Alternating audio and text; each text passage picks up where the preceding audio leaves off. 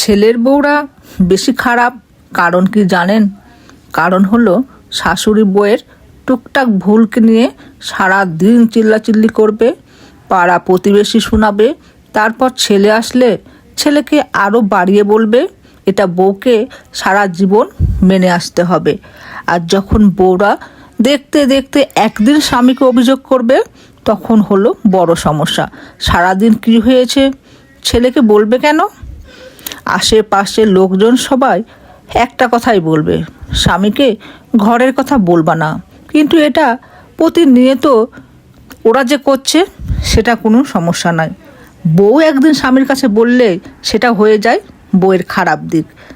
আজ অবধি শাশুড়ির কথা জবাব দিইনি, তবে ভাত খাইতে বসলেও যেমন আচরণ করে, ভাত গলা দিয়ে নামে না। এসব যখন বউরা 5-10 বছর সহ্য করে, এরপর নিজেই বাধ্য হয় বাঁকা হতে। কারণ বউটাও মানুষ। আগে শাশুড়িকে ভালো হতে হবে, কারণ সে রাতারাতি শাশুড়ি হয়নি। ধৈর্য, ক্ষমতা, জ্ঞান তার বেশি হতে হবে। বউরা সংসার করতে আসেনি, বউদের সংসার বুঝাতে সময় দিতে হবে।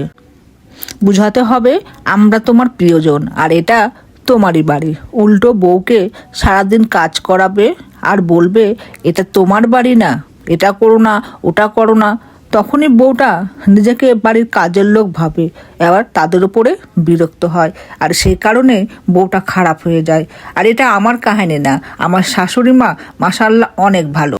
বিয়ের পর আমি যে শ্বশুর বাসাতে গেছি এটাই আমার কখনো মনে হয়নি, কারণ এতটা স্বাধীনতা আমি আমার শ্বশুর বাড়িতে পেয়েছিলাম যেটা কোনো মেয়ে কখনো পায় বলে আমার মনে হয় না। আসলে বাংলাদেশ কেন, সারা বিশ্বেই মেয়েরা শ্বশুর বাড়িতে গেলেই একটা আতঙ্কের মধ্যে থাকে, কিন্তু এটা তো ঠিক না।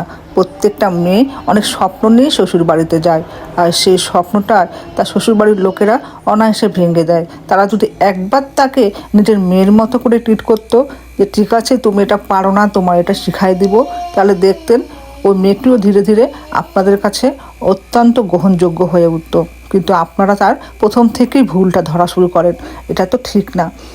ভাত খাইতে বসে চোখের পানি ফেলার ঘটনাটা আমার না, এটা অনেক মেয়ের ক্ষেত্রে হয়। ভাত খাইতে বসছে এমন এমন কথা বলে যে ভাত আর গলা দিয়ে নামে না।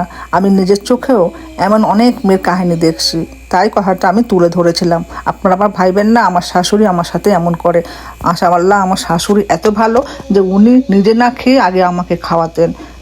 প্রতিটা শ্বশুরবাড়ির লোকজনরা যদি একটি মেয়েকে নিজের মেয়ের মতো করে গ্রহণ করে নেয়, তাহলে সেই সংসারে মেয়েটিও ওই পরিবারের মানুষগুলোকে আপন মনে করে নিয়েই কাটাতে পারে, আর তখনই হয়ে ওঠে একটি পরিবার সুন্দর।